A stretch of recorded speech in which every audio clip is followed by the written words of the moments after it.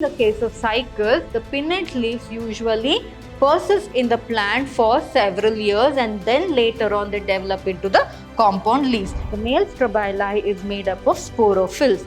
So in the sporophylls, what are present? The sporangia present. Inside the sporangia, what are present? The microspores are present. The largest tree species known to exist in this planet till now, it is called as the giant redwood tree.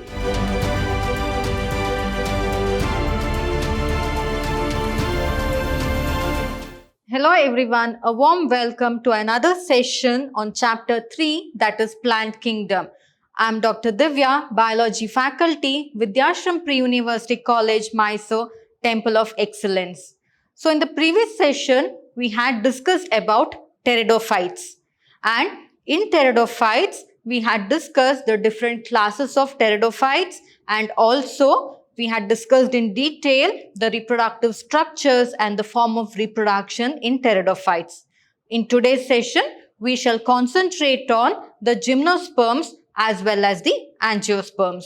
So gymnosperms are those plants which produce the cones, that is the male stabili or the male cone and the female cone, and the angiosperms are nothing but the flowering plants which we commonly see everywhere. And it is the most vast species. So angiosperms are the most abundant plants that are found everywhere.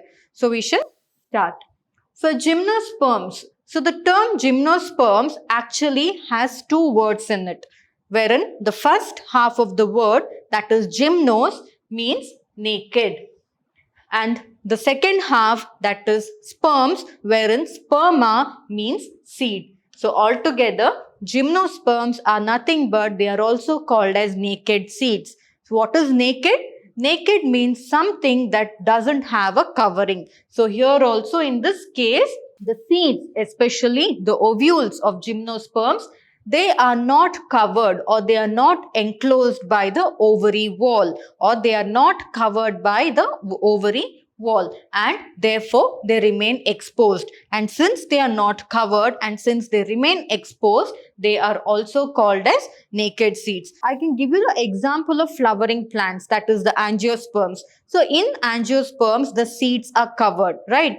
Before, the ovules are also covered. So where are the ovules present in the case of angiosperms? Inside the ovary. So therefore the ovules are covered. And once it forms the seeds are also covered by a seed coat, right? But in the case of gymnosperms, before fertilization, that is the ovules are neither covered before fertilization nor they are covered after fertilization. So therefore, since the ovules are not enclosed by any ovary wall and they remain exposed both before and after fertilization, they are also called as the naked seeds. So hence they are also called as naked seeds. And when you look at the plant body of the gymnosperms, they can be very large like the trees. So some gymnosperms are usually tree-like. The best example is the cycas, the pinus, and all these which you might have seen in movies, and also in gardens and all. You find this in botanical gardens. They have the cycas and gymnosperms. It is nowhere found in the natural habitat. Very minimal places or countries it is found in the natural habitat. Other than that, most of the gymnosperms and pines are usually, especially the gymnosperms, they are found in the botanical garden. So when you look at them, when you look at the plant body, they are usually made up of either medium-sized trees or tall trees, or also they can be like shrubs. So medium-sized trees or tall trees and shrubs. And the largest tree species known to exist in this planet till now, it is called as the giant redwood tree. So the scientific name is sequoia. So the redwood tree or the sequoia is the tallest standing tree so far. So, and this is one important question that is commonly asked. So the giant sequoia, or it is also called as the giant redwood tree, is the gymnosperm member that is the most tallest among all the tree species present on this earth. So moving on to the plant body in detail. So the plant body is again divided into a true root, a stem, and leaves. So when you see the roots of the gymnosperm, it is nothing but taproot system. So it has a taproot system, and also these roots of the gymnosperms, they have a mycorrhizal association. So mycorrhiza, they are nothing but the fungal species. So these fungal species, actually it has a mutualism. The fungi that is mycorrhiza, they have an association with the roots of the gymnosperms, especially the pinus plants. So pinus, wherever pinus trees are growing, the roots, they form an association, or they form a mutualism or mutual relationship with the mycorrhizal fungi. So therefore, they form a mycorrhizal association wherein the plant as well as the fungi are benefited in either ways. So the best example for gymnosperm roots having mycorrhizal association is the pine tree or the pinus. So when we see, also apart from that, in some of the members of the gymnosperms, they have coralloid roots. So these coralloid roots, they actually very thick and very short. So coralloid roots, they actually help in nitrogen fixation. Why? Because it has the bacteria, that is cyanobacteria, which is present. So what is cyanobacteria? Cyanobacteria, you have studied previously, cyanobacteria are also called as the blue-green algae. So don't think cyanobacteria means it is a bacteria. It is actually a algae. It is also called as blue-green algae. So these blue-green algae also helps in the fixing of the atmospheric nitrogen, where it is, and therefore hence it is present in the coralloid roots of the cycas plants, especially in gymnosperms. The cycas members have the coralloid roots, wherein the nitrogen fixing cyanobacteria or the blue-green algae are present. And when we look at the stem, so it is unbranched. The best example is cycas, means they do not have any branching. So if you see here, you can see the stem of cycas. Stem. So it is unbranched. Unbranched means they do not have any branching. It is unbranched. No side branches are present. So the stem, it is erect, tall with no branches. And when we look at the stem of pinus or cedrus, we can see that they have a branch stem. So the stem of gymnosperms can either be unbranched, like in the case of cycas, and they can be branched, like in the case of pinus and cedrus. So you can see here, they are branched. So pinus, they are branched. So this is the best example for cycas, and we have pinus. Next, moving on to the leaf. Again, the leaves here, they can be simple. So I need you to understand what is the difference between simple leaves, compound leaves and pinnate leaves. So simple leaves means it will just have one single leaf like this. This is simple. Simple leaf. When it comes to compound leaf, they will have leaves like this. So this is compound leaf.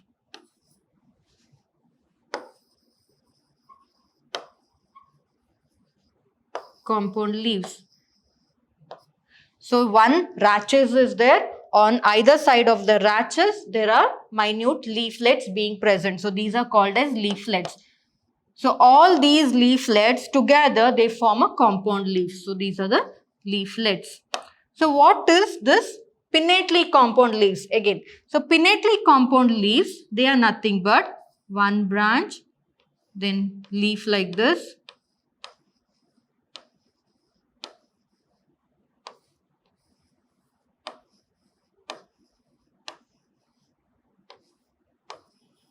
So these are nothing but pinnately compound leaves. So I hope you have understood the difference.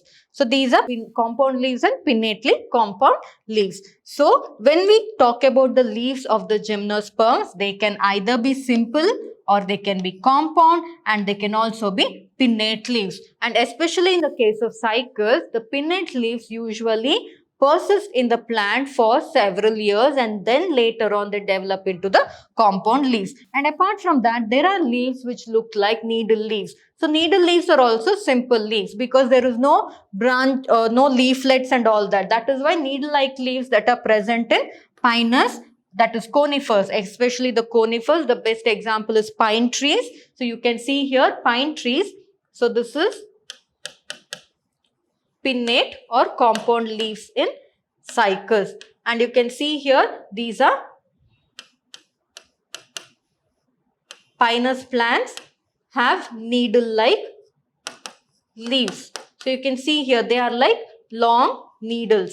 So long needles, and they are needle-like leaves. And also apart from that, they have thick cuticle. Why? Because you might have seen the cycas, pinus, and most of the other gymnosperms, they usually grow in areas which have a variation in the lot of adverse variations in the temperature, the availability of water, and all that. Pines, usually you can see them growing in cold areas. That is why they have needle-like leaves. So whenever the snow falls on the pine trees, it can just slip off from the needle-like leaves, so that it will not affect the pinus tree. So that is the modifications that you can see in the leaves of the gymnosperms. Especially they have thick cuticle. Thick cuticle will prevent the loss of moisture, and also that is during the dehydration times, it will prevent the loss of moisture.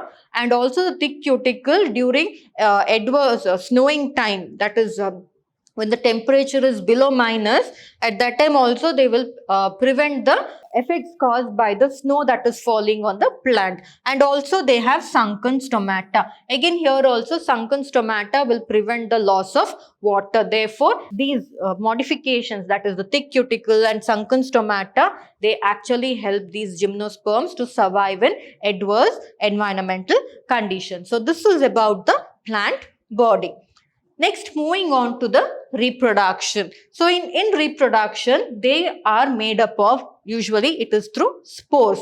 So the spores can be heterosporous. So heterosporous, again, hetero means different. So when you look at the spores, you can differentiate between the microspores and the megaspores. That is why it is heterosporous. The spores are reproductive structure. In the case of cycas are spores, and the spores are heterosporous because they have a larger spore, that is a megaspore, and they produce a smaller spore, that is a microspore. So therefore you can differentiate between the male gamete and the female gamete. That is why they are heterosporous. And the spores, they are usually produced within structures called as sporangia. So it is just like, remember the previous session wherein I had taught about the pteridophytes. In pteridophytes also it was the same way. Here again there are structures called as sporangia. So where are the sporangia produced? The sporangia are born on sporophylls. So what are sporophylls? Spores meaning the spores. Phylls are nothing but leaves. The leaf-like structures that bear or have spores in them are called as the sporophylls. So you can see here, these are the leaf-like structures. So we have the sporophylls here. So sporophyll, they have within them the spores. So they have sporangia. Inside the sporangia, the spores are produced. So spores are produced within sporangia, which are born on sporophylls. And these sporophylls are arranged, as you can see, they are arranged spirally around the axis. If this is one axis, you can see them spirally arranged like this. One round, again one more round. So they are spirally arranged around it. So spores are produced within sporangia, and the sporangia are born on or produced in structures or supported by structures called as sporophylls, and these sporophylls are arranged spirally on a long central axis, and they form a lax. It is called as lax or compact strobiloi or cones. Same thing in pteridophytes, what you had seen, especially I gave the example of equisetum where you saw the strobilus and the cone being present, right? So here also the same thing. The whole of this together, it is called as the strobilus. So they either produce cone or the strobilus. So next, moving further, we shall see the development of the microspore, because I told you in the gymnosperms, the reproductive structures are heterosporous. That is, the spores, which is one of the reproductive structure, it is heterosporous. And heterosporous means they produce one microspore and they produce one megaspore. So we shall see the development of the microspore first. So the strobili, they actually bear the microspore. So what are these strobili? As I told you previously, here the spores are produced in specialized structures called sporangia. The sporangia are supported by sporophylls, and these sporophylls are spirally arranged to form a strobili altogether. So the strobili altogether, they are the ones which produce the microsporophylls. So sporophylls, I had used the word generally as sporophylls, but here, since I am talking about the development of the microspore, I am using the term microsporophyll. So those sporophylls or those leaf-like structures that bear the microspores are called as the microsporophylls. So the strobili, or the cone bearing the microsporophylls and the microsporangia are called the microsporangiate or the male strobili. So always, if you get confused, think of the angiosperms. So in angiosperms, the microspores are nothing but the pollen grains. Where are the pollen grains produced? They are produced in the anther. What is the anther? It is a male reproductive structure, right? So similarly here, you can understand microspores are something related to the male reproductive structure. Therefore, in the case of gymnosperms, it is nothing but the male strobili.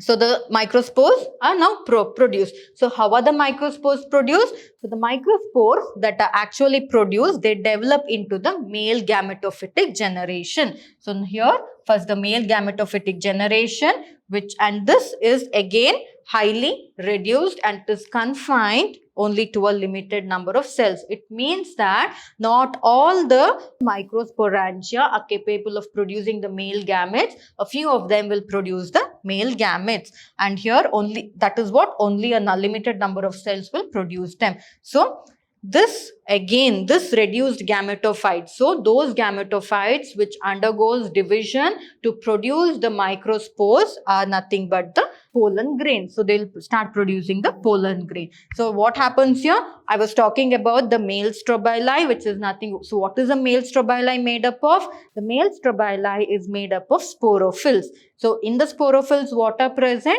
The sporangia present. Inside the sporangia, what are present? The microspores are present. So these microspores, they undergo division to produce the pollen grains, and the development of pollen grains takes place within what? Inside the microsporangia. So now the male strobili is ready with the microspores. So once it is ready, we shall move on to the studying the female gametophyte. So the cones will study about the megaspore development. So when I talk about the megaspore development, you should understand that I am talking about the female reproductive structure of the cycas plant. So here the cones that are bearing the megasporophylls with the ovule, so their pollen grains are produced in the case of male gametophyte or the microsporangia. In the case of megasporangia, ovules are being produced. So here the same like angiosperms almost. So the cones bearing megasporophylls with ovule or megasporangia are called the megasporangiate or the female strobili. So you can see here, this is the female strobili. Here also along the central axis, the megasporophylls are attached. Can you see here? These leaf-like structures are nothing but the megasporophylls. Megasporophylls will be present, and inside this megasporophylls, megasporangia are present, and inside the megasporangia, the ovules are present. So now we have the female reproductive structure which is ready in hand. Ovules are also produced. So if the ovule has to be produced in the megasporangia, some cells are called as the megasporangia mother cell or the megaspore mother cell. So these megaspore mother cell, they get differentiated from one of the nucellus, and the nucellus is protected by envelopes and the composite structure is called as an ovule. So what happens here is, remember in angiosperms also what happens is that inside the female reproductive part, that is the gynoecium, the ovary is present. Inside the ovary, the ovules are present, and the ovule, it is covered by a nucellus. And the nucellus, main function of the nucellus is to protect the ovule and also to provide nourishment or nutrition to the developing ovule. The same thing here also it will occur. So here what happens, the megaspore mother cells, few of the megaspore mother cells, they get converted into the ovule, and few of the megaspore mother cells, they get converted into the nucellus. And this nucellus, it is nothing but it is a protective covering around the ovule, and it forms the composite structure of the ovule. And the nucellus, they also provide nourishment or nutrition, or in other terms, easy way, they provide food to the ovule. They act as a food source to the ovule. So the ovules that are born on the megasporophylls, they form clusters. So they form clusters like this, and it is called as the female cone. So female strobili or the female cone. So they form clusters as I've shown you. So the megaspore mother cell. So now the megaspore mother cells, what happens in the megaspore mother cells? I told you in the megaspore mother cells, the megaspores are produced. So the megaspore mother cells, they will undergo meiotic division to form 4 megaspores. So they form 4 megaspores, which is the female reproductive part. So now the pollen grains are produced in the male strobili, where in the microsporangia, and the megaspores are produced in the female strobili, which has the megasporangia, wherein the megaspore mother cells are produced. So these megaspore mother cells undergo meiotic division to form the 4 megaspore, and to support this, some of megaspore mother cell, they get converted into cells called as nucellus, which protect the ovules as well as, or the protect the megaspores as well as provide nourishment to the developing ovule. When they develop to megaspore, they produce the, or they provide the nourishment. So this is about the female reproductive structure, wherein we studied about the megaspore development. So next, moving on to, so I told you 4 megaspores are produced. So among those, one of the megaspore which is enclosed or which is covered or which is present within the megasporangium is the one which develops into the multicellular female gametophyte. The rest of the 3 will degenerate. So how many megaspores will be produced? 4 megaspores will be produced. So I told you previously. So the megaspore mother cell undergoes meiotic division and it will produce 4 megaspores. Out of the 4 megaspores, only 1 will come in use. The other 3 will get degenerated. It is of no use. So one of the megaspores that is present within the megasporangium, those will actually develop into the female gametophyte. So these female gametophyte, they are multicellular and they have they bear 2 or more archegonia. So archegonia is the female sex organ. So I have studied in a previous session as well, archegonia and antheridia. In the case of gymnosperms, the archegonia is the female sex organ. So how does the archegonia form? Archegonia is formed from one of the megaspores that was developed from the megaspore mother cell, which was present in the megasporangia. So you have the archegonia, which is a female gametophyte. So the multicellular female gametophyte retains itself within. So all this development takes place within the female gametophyte itself. It is not that it takes place somewhere else. So whatever development, that is the conversion of the megaspore into the female gametophyte or into the archegonia, all that takes place inside the megasporangia itself. That is why they say that it is retained in the megasporangia. So all these events takes place there. So now we have the megasporangia that is ready, or the megaspore is ready, and the pollen grains are ready. So now we'll see how the fertilization occurs. If a new progeny or a new offspring has to be produced, then the fertilization has to occur, which is the final stage of the reproduction. So we'll study about the fertilization. So here the microsporangia, it releases the pollen grain. So what is the microsporangia? It is nothing but the male strobili. So male strobili, it releases the pollen grain. So the pollen grain gets released from the microsporangium, and so whenever there is wind current, what happens? The air, it carries the pollen grain and it deposits the pollen grain in the mouth of the megasporophyll. So what is this megasporophyll? It is the archegonia, or it is the female gametophyte, right? So this actually, the pollen grains will be carried by the wind and it will be deposited in somewhere in the mouth or in the opening of the ovule that is born on the megasporophylls, and once it falls there, the pollen grain will germinate. So the pollen grain, they will actually start to germinate they will germinate and they will produce the pollen tube carrying the male gametes. So here in the pollen grain, so if I have to tell you the pollen grain, it will carry the male gametes. So it will carry the male gametes. So when this germinates, the male gametes will travel like this. It will be carried. So the pollen tube will carry the male gametes and it will grow towards the archegonia. Say for example, the archegonia is here. This is the archegonia. This is the archegonia. It will grow towards the so once it falls on the, so say for example, this is the megasporophyll. So once it falls, it will, the pollen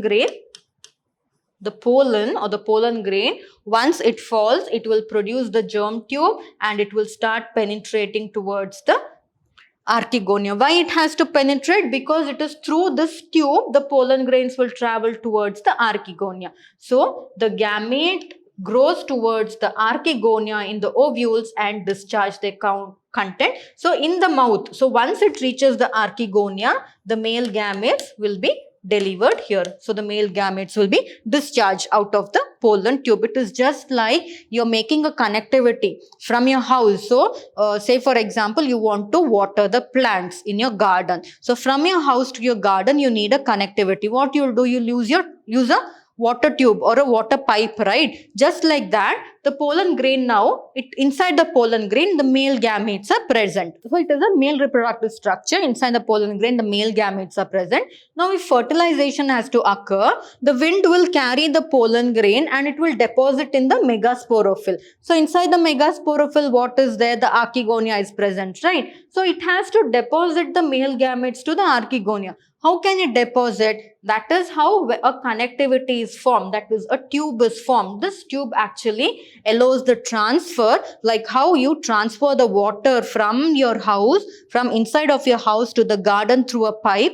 Just like that, the male gamete will get transferred through this pipe, which is called as the pollen tube. So it will get transferred, and once it reaches the, like you would have been holding the pipe. No, you would have covered the pipe with your finger. Once you feel that the water has reached, you'll remove your hand and you'll deliver the water to the plants. Just like that here also, once it reaches, it will deliver the male gametes into the archegonia. So after it delivers, what happens? Fertilization will occur. So the fusion. So the fusion of the male gametes with the archegonia, which will occur, and then it will develop into a zygote. A zygote will form. This zygote, again, it will develop into an embryo, and the embryo and the ovules develop into the seeds. So these seeds are naked.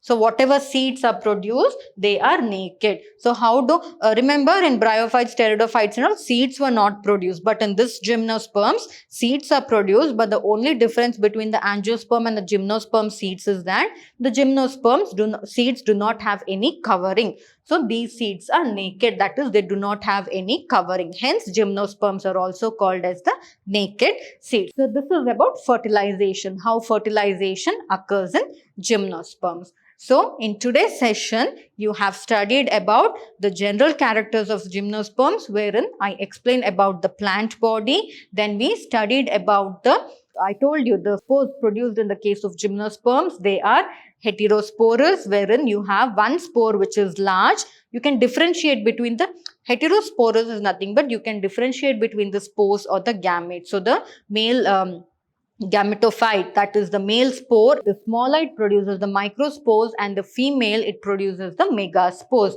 So that is why it is heterosporous. So after that we studied how the fertilization occurs. That is how the what are the reproductive structure. We studied about the male gametophyte and the female gametophyte, or the male strobili and the female strobili, and we studied about how fertilization occurs, which will result in the formation of the zygote inside the archegonia. That zygote develops into the embryo and the ovules, and those ovules develop into the seeds, which are naked. And since they are naked without any covering, they are also called as the naked seeds. Gymnosperms are also called as the naked seeds. So I hope you have understood the session well. In the next coming session, we shall discuss about angiosperms. Angiosperms is the most vast types of plants. If it is present, it is in the angiosperm. So we shall study about angiosperms in detail in the coming sessions. Thank you.